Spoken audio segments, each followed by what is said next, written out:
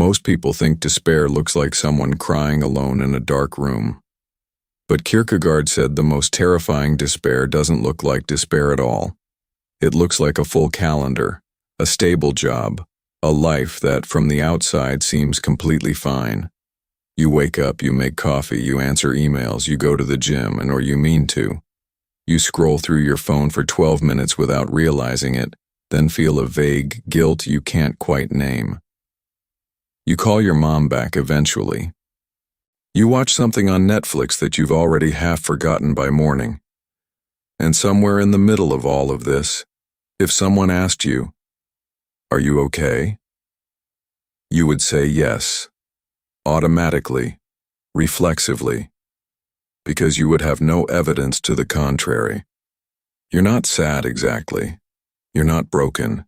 You're just running, perpetually running, on a treadmill you don't remember stepping onto, going somewhere you never consciously chose. This is what Kierkegaard called despair, and he believed it was the defining disease of modern human existence. Not sadness, not suffering in the way we recognize it, but something quieter, something that hides behind busyness, behind achievement, behind the relentless forward motion of a life that looks functional from the outside. He called it the sickness unto death, and he believed almost no one escapes it. Think about someone you know, maybe yourself, who has done everything right. They studied hard. They built a career in something respectable. They found a partner, settled into a routine, made sensible choices. On paper, they are successful. By every external measure, they have arrived. But sit with them long enough and something surfaces. A restlessness they can't explain. A hollow feeling that shows up on Sunday evenings.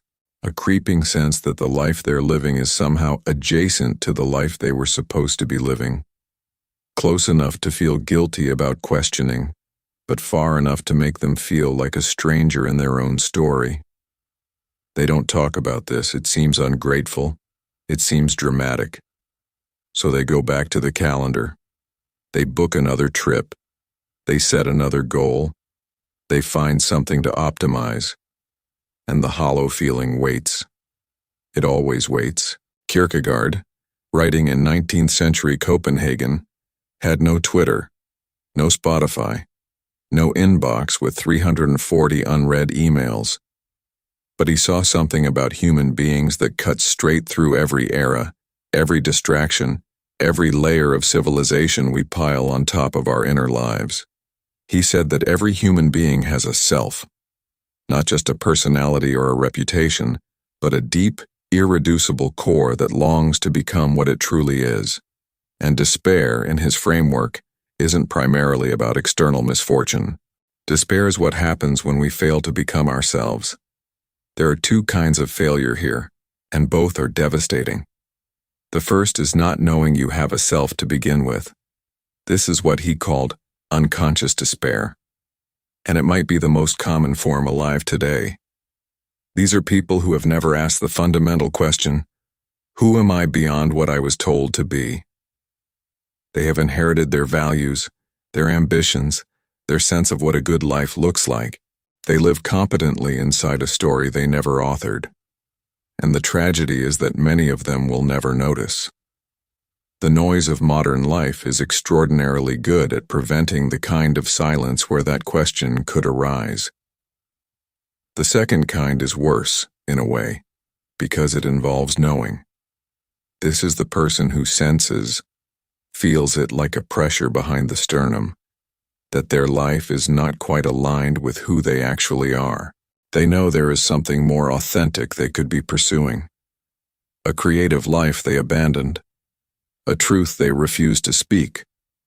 A version of themselves they put away because the world made it seem impractical. And instead of moving toward it, they run. They numb. They achieve. They perform contentment so well that eventually the performance becomes indistinguishable from the person. Kierkegaard called this the despair of not willing to be oneself. and he considered it a form of spiritual suffocation. Look at the way modern life is structured, and you begin to see how perfectly engineered it is for this kind of despair to thrive. We are never without stimulation. The moment a quiet thought begins to form, the moment that Sunday evening hollowness starts to rise, there is a screen, a notification, a podcast, a task to absorb it. We have built in civilization of anesthesia, and we mistake the absence of pain for the presence of meaning. We measure ourselves in productivity, in output, in metrics that are at their root about how useful we are to systems larger than ourselves, and the self, the strange, inconvenient, unmonetizable self, gets filed away. Later. Always later. We perform our lives on social media, which creates a peculiar modern loop. The more carefully we curate an image of a fulfilling life, the further we move from actually living it. We become actors in our own biography, and eventually we forget we were ever anything else. And here is the darkest part. None of this looks like despair from the outside. It looks like ambition. It looks like success. The person silently losing themselves is often the one collecting achievements, building their brand, optimizing their mornings. Kierkegaard would look at this and say, yes, exactly. This is precisely how the sickness spreads, not through failure, but through the frantic avoidance of depth. So what does it mean to actually live, to resist this quiet destruction? Kierkegaard wasn't offering a self-help formula. He was a far stranger, more demanding thinker than that. But at the center of his philosophy is a radical idea that becoming yourself, truly, fully yourself, not the edited, socially acceptable version, is the most important work a human being can do. More important than productivity, more important than success, more important even than happiness, because he believed authentic selfhood was the only foundation on which real happiness could exist. This requires something almost countercultural now: stillness. The willingness to sit inside the discomfort instead of running from it, to let the hollow feeling speak instead of smothering it with another goal. To ask, seriously and without flinching, whether the life you're living is actually yours, or whether you have been all this time living as a stranger in someone else's idea of a good life. It requires what he called a leap. Not a leap of blind faith, but a leap toward the self.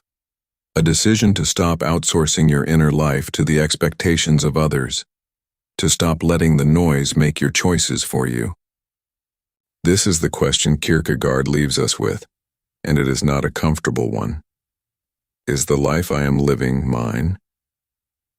Not your parents' vision of a life, not society's approved template, not the identity you perform for an audience, but yours, chosen, inhabited, breathed into from somewhere real inside you, because the silent despair he described doesn't announce itself. It doesn't come as a breakdown. It comes as a subtle, persistent wrongness, a life that functions but doesn't resonate, a self that operates but never quite arrives. And the only way out is not through more achievement, more distraction, more motion. It's through the terrifying act of stopping, of listening, of letting yourself be for a moment, nobody, and then asking, from that emptiness, who you actually are. The answer may surprise you. It may cost you something, but Kierkegaard would say, it is the only thing worth knowing. The most common form of despair is not being who you are. Søren Kierkegaard.